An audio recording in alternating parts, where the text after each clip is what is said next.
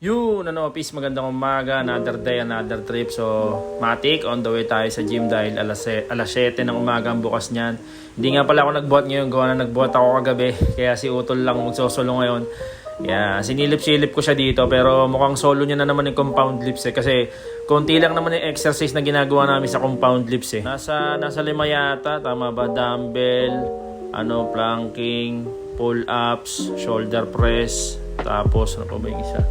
Squat, tama, 5 nga. So ayun, sinilip ko lang naman si Utol. Tapos pagtapos niya mag-gym, dito na tayo sa bahay. Siyempre, nilabas ko yung mga anak ko para makapaglaro-laro, makapagpaaraw at least 20 minutes. Yan, maganda sa katawan natin yan ng sikat ng araw. Pero dapat may oras para makuha natin ng vitamins. Bawal sobra, bawal kurang.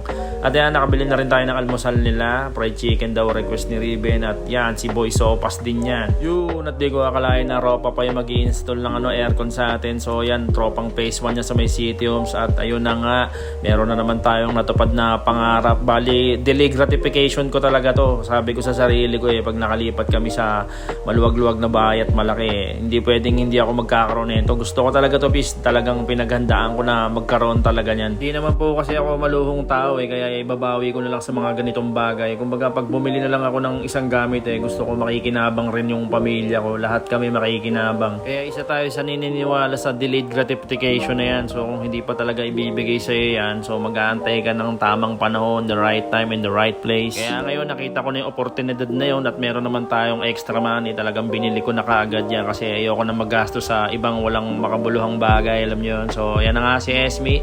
At ihatid na yung panganay ko yan, si Riben. So bantay tayo dito sa mga gumagawa. Tagal-tagal din pala magpa-install ng centralized na aircon na maabot daw ng 3 to 4 hours. Kaya maraming salamat Panginoon sa panibagong blessing. I love you so much. So ayan, right na tayo dito sa tindahan at binili ko sila ng ulam. Di na tayo nakapagluto, gawa ng dami rin nating nasikaso ngayong umaga. Bumili tayo ng gulay, sayote, tsaka yung chicken steak. Ang bisa din Sarap talaga magluto nila Tilab. Dati namin katabi yun sa dati namin pwesto dun sa may R5 sa City Homes din, dito rin yun.